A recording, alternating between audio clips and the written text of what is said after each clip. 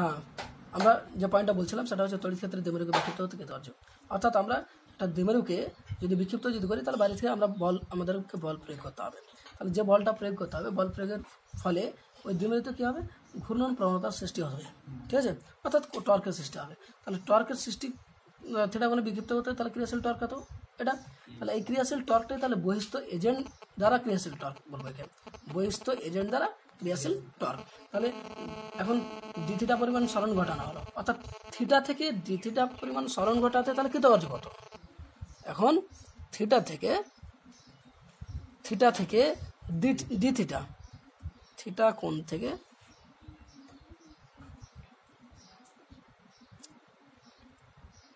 D theta পর্যন্ত সরণ ঘটাতে কৃতকার্য কত, সরণ ঘটাতে বহিস্থ এজেন্ট দ্বারা কৃতকার্য, এজেন্ট দ্বারা কৃতকার্য। ডব্লিউ ইজ ইকুয়াল টু, তাহলে ডি থিটা পরিমাণ সরণ ঘটাচ্ছে তাহলে ডি ডব্লিউ বলবো, d W is equal to বল গুণিত সরণ, তাহলে বলটা হচ্ছে টাউ এক্সটার্নাল, এটাকে বলতে পারি যেহেতু বহিস্থ এজেন্ট দ্বারা ক্রিয়াশীল হচ্ছে, তাহলে টাউ এক্সটার্নাল ইন্টু সরণ ডি থিটা। তাহলে টাউ এক্সটার্নালের মান কত পেলাম, P sine theta into D theta. তাহলে অতএব মোট কৃতকার্য কত, ডি থিটা পরিমাণ সরণ ঘটাতে কৃতকার্য বললাম, তাহলে মোট কৃতকার্য কত। অতএব 0 থেকে অর্থাৎ সাম্যাবস্থান থেকে থিটা পরিমাণ সরাতে মোট কৃতকার্য, সাম্যাবস্থান থেকে থিটা পরিমাণ সরাতে মোট কৃতকার্য। অর্থাৎ সাম্যাবস্থান থেকে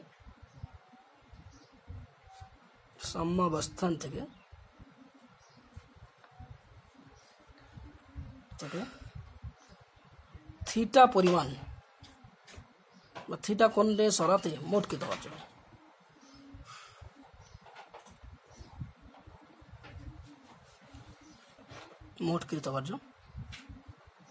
তাহলে মোট কৃতকার্য যখন করবো আমরা বা মোট কার্য, তাহলে ইন্টিগ্রেশন করবো, কারণ ডিডব্লিউ ক্ষুদ্রের জন্য ডি থিটার জন্য ডিডব্লিউ আরও ডি থিটা করতে হতো, পুরোটাই আমি মোট হিসাব করতে চাইছি। তাহলে সেক্ষেত্রে মোট কার্য কত হবে, W is equal two integration of DW, that is integration of, তাহলে সাম্যাবস্থান থেকে মানে কি, সাম্যাবস্থানকে আমরা 0 স্টেট ধরি, মানে প্রথমে যেমন এরকম সাম্যাবস্থানে ছিল, তারপর কী হয়েছে এভাবে আমরা কোণ করতে আসি, তাই না।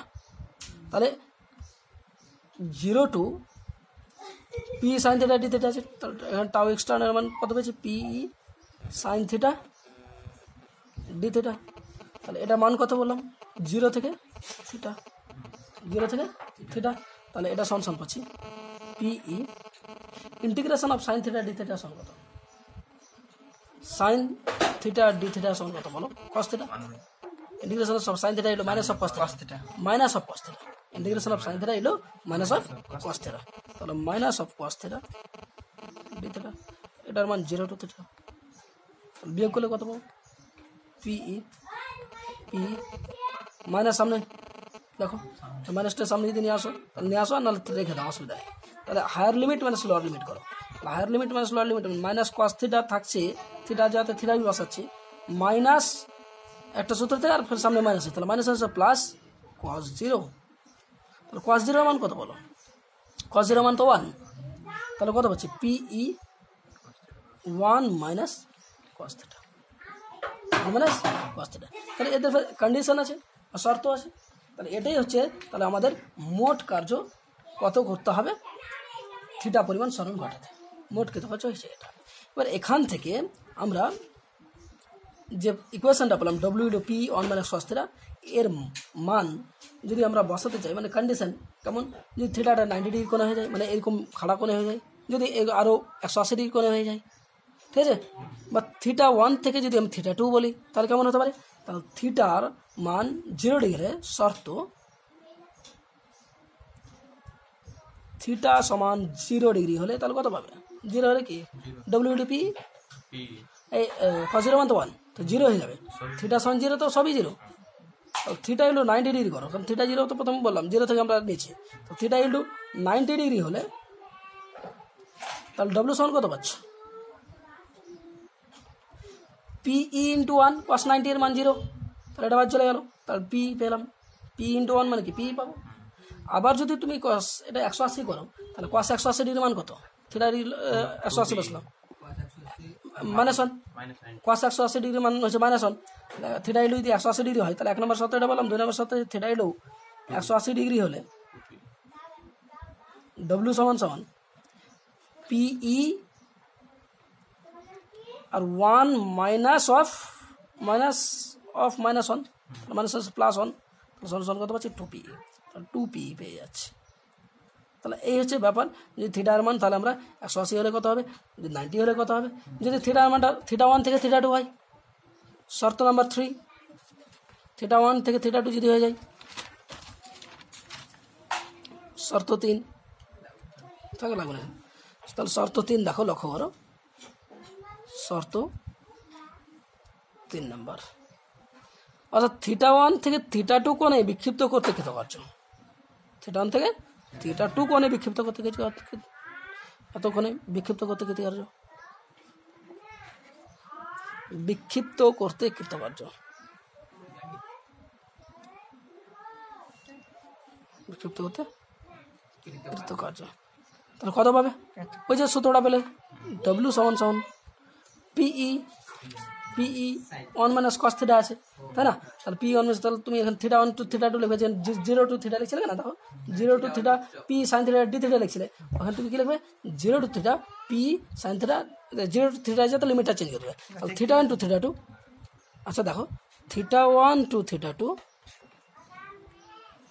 ওখানে 0 টু থিটা লিখছিলাম, থিটা 1 টু থিটা 2 লিখবো PE sine theta d theta, ঠিক এই আছে ব্যাপার। তারপর আবার আমরা মান বসিয়ে সেমভাবে ক্যালকুলেট করে নিতে পারবো, কি পারবো কি পারবো না।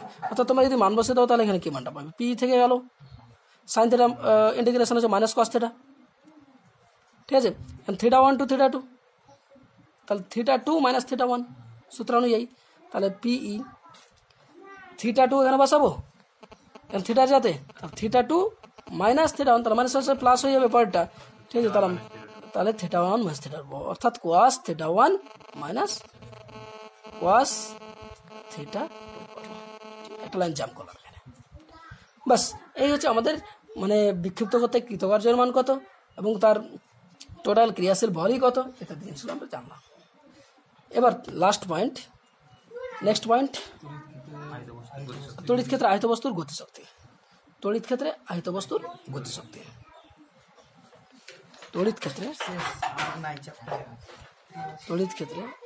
একটা পয়েন্ট আছে ছোট্ট একটা, একটু লক্ষ্য করো, সময় লাগবে না, আধা ঘন্টার মধ্যে কমপ্লিট হবে। তড়িৎ ক্ষেত্রে আহিত বস্তুর গতিশক্তি,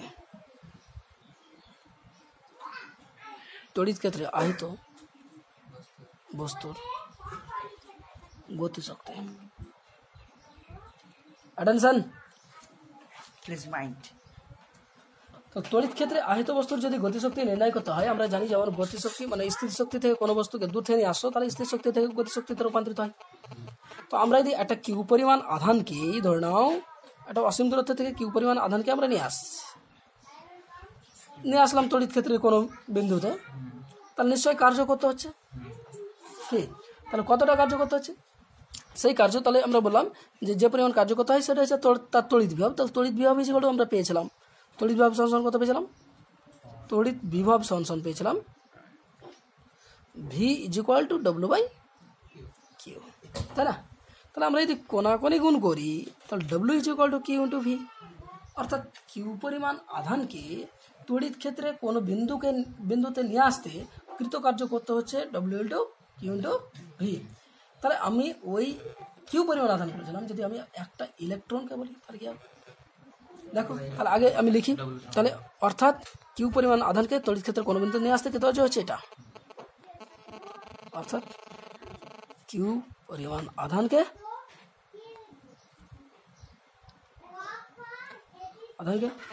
তড়িৎ ক্ষেত্রের মধ্যে নিয়ে আসতে কৃতকার্য, তড়িৎ ক্ষেত্রের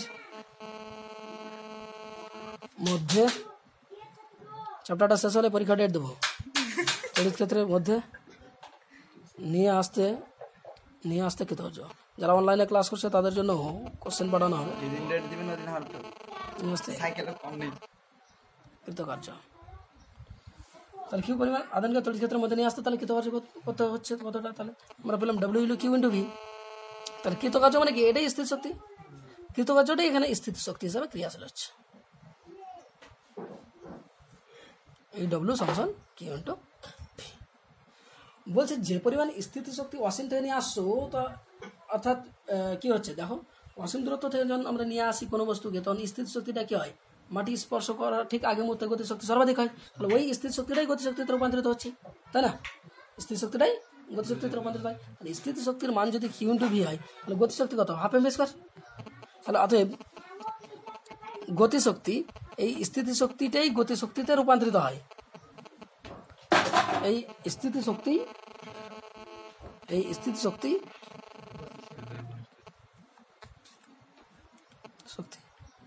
গতিশক্তিতে রূপান্তরিত হবে, গতিশক্তিতে রূপান্তরিত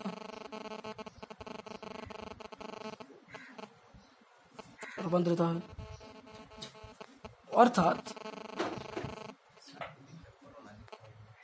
অর্থাৎ কিউ ইন্টু ভি সমান হচ্ছে হাফ এম ভি স্কোয়ার। তাহলে এই স্থির শক্তি গতিশক্তিতে রূপান্তরিত হয়, অর্থাৎ গতিশক্তি সমান কত, তাই না? অর্থাৎ কিউ ইন্টু ভি গতিশক্তিতে রূপান্তরিত, অর্থাৎ তাহলে কিউ ভি এর মানটা হচ্ছে হাফ এম ভি স্কোয়ার, যেখানে ভিটা হচ্ছে এর বেগ, কণাটা যে আসছে তার বেগ, তার বেগটাকে ভি বলছি, ভি ইকুয়াল টু কণার বেগ। তাহলে আমি পাশে লিখে দিচ্ছি, নাহলে ভি সমান হচ্ছে কণার বেগ, এমটা হচ্ছে কণার ভর, এমটা হচ্ছে কণার ভর, ঠিক আছে, কণার বেগ, এমটা হচ্ছে কণার ভর। যাক, না লিখলেও চলে। তাহলে আমরা এখান থেকে কত মান পাচ্ছি বলো তো? দেয়ারফর ঘুরিয়ে দিয়ে লিখি, তাহলে কত পাবো? দেয়ারফর তাহলে 2qv V square is equal to কত পাচ্ছি, V square is equal to 2qv by M. Therefore V সমান কত, root over of 2qv by M,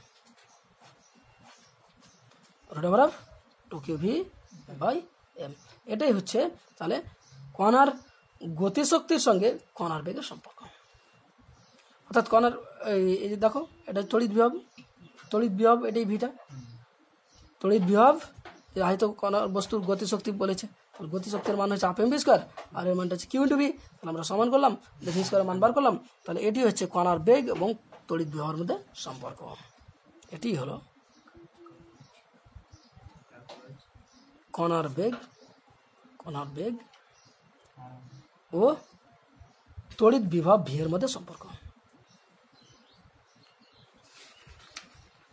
তড়িৎ বিভব এখানে লেখেন, এদিকে ভি চিনতে পারবে না।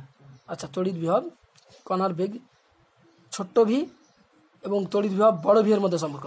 তাহলে আমরা কি পেলাম এখানে, তাহলে বড় ভিটা এটা এখানে দেখতে পাওয়া যাবে না, বড় ভি, এটা বড় ভি, এটা ছোট ভি এর মধ্যে সম্পর্ক। যদি কেউ ভাবে যে না, আমি এখানে কিউ হচ্ছে আধান, তো আধান তো ইলেকট্রন কণার স্রোত, তো কিউ আধানের যা মান একটা ইলেকট্রনের চার্জের মান, তাই তো কিউ ভি এর যা যদি আমরা ই ভি নিই তাহলে কি পাবো? অর্থাৎ কিউ সমান একটি আধানের মান, তাই একটি আধানের মান একটি ইলেকট্রনের চার্জের সঙ্গে সমান। তাহলে কিউ এর স্থলে ই নিলে আমরা পাই, কিউ এর স্থলে ই নিলে, ই হচ্ছে চার্জ অফ ইলেকট্রন, ঠিক আছে, ই নিলে পাই, তাহলে কত পাচ্ছি, V is equal to root over of 2ev by M. এই যে ইভি, তার ইভিটা কি, অর্থাৎ একে ইলেকট্রোভোল্ট বলা হয় বা ইলেকট্রন ভোল্ট বলা হয়। তা ইলেকট্রন ভোল্ট কাকে বলে, কেউ যদি বলে ইলেকট্রন ভোল্ট জিনিসটা কি, কেউ যদি পেতে চাও, তাহলে ইভি বা 1 ইলেকট্রন ভোল্ট বলতে কি বুঝি, তাহলে 1 ইভি অর্থাৎ 1 ইলেকট্রন ভোল্ট বলতে কি বুঝি, অর্থাৎ 1 ইলেকট্রন ভোল্ট।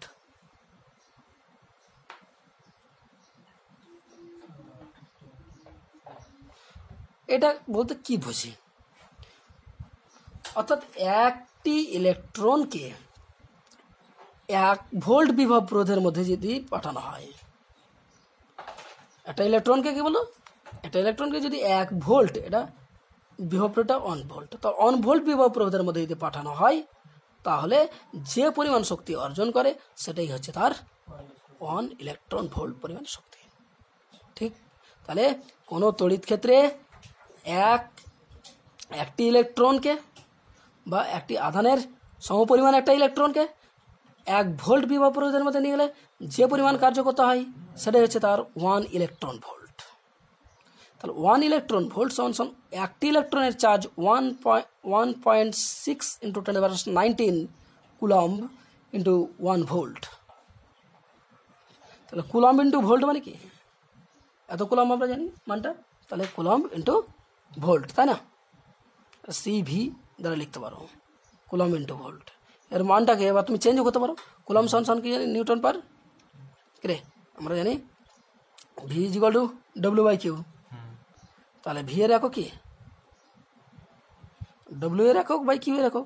তাহলে W এর একক হচ্ছে এসে পাতে কি, W এর একক কাজের একক জুল, তাহলে জুল পার কুলাম, আর এটাও কুলাম, তাহলে joule per coulomb by coulomb, তাহলে এটা কেটে গেল, তাহলে জুল পড়ে থাকছে, তাই না?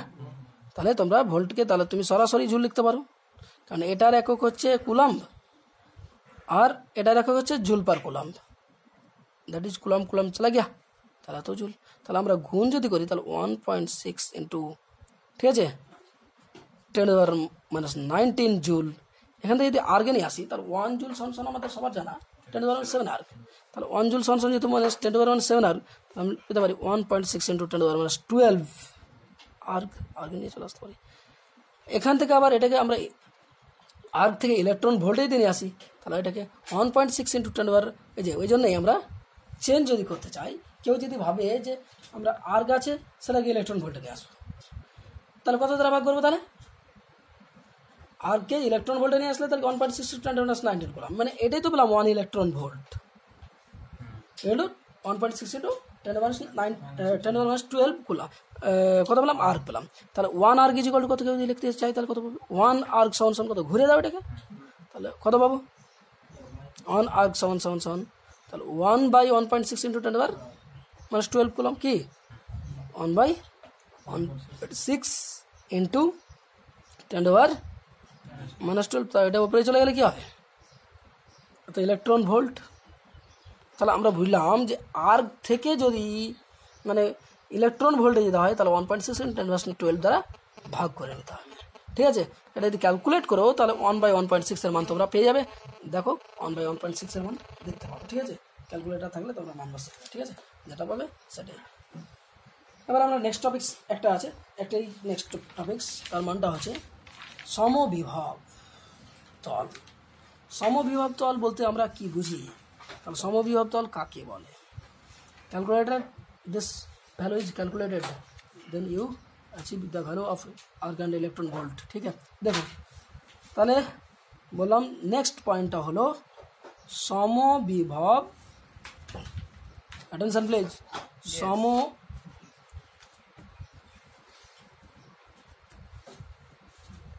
নেক্সট যে পয়েন্টটা সেটা হচ্ছে সমবিভব তল। লাস্ট পয়েন্ট সমবিভব তল কি? মেন পয়েন্টটা শুনলেই তো হয়ে যাবে। সমবিভব তলটা অ্যাকচুয়ালি কি, মানে একে ইকুইপটেন্সিয়াল সারফেস বলা হয়, মানে সব জায়গাতেই পটেন্সিয়ালের মানটা সেম, অর্থাৎ বিভবের মানটা সেম।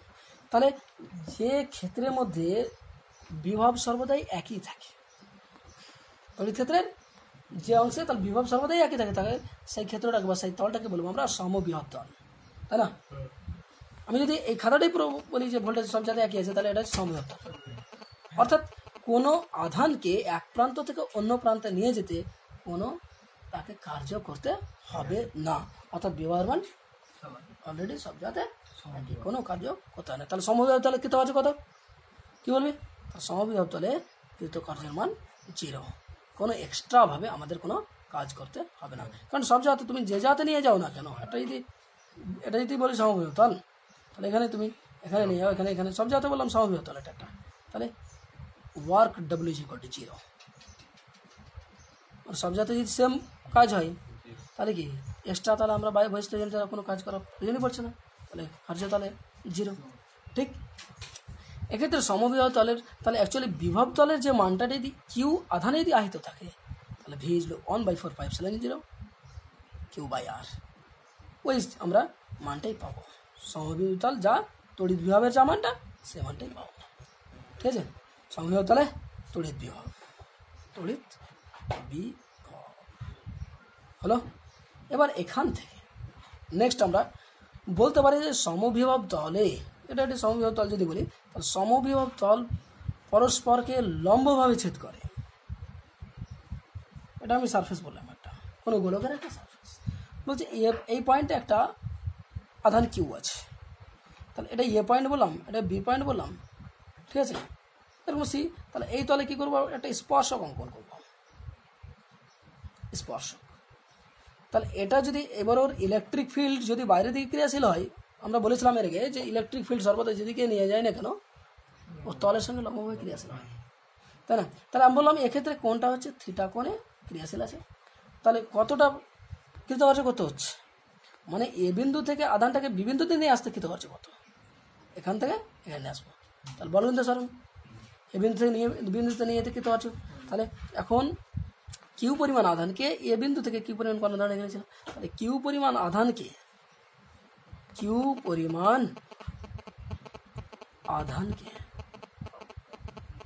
এ বিন্দু থেকে বি বিন্দুতে নিয়ে যেতে কৃতকার্য,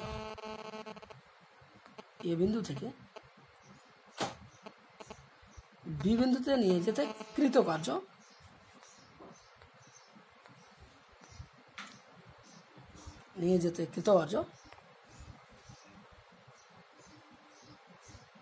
কত হবে, ফর্মুলা বলো, কি ডালো 1/4πε0,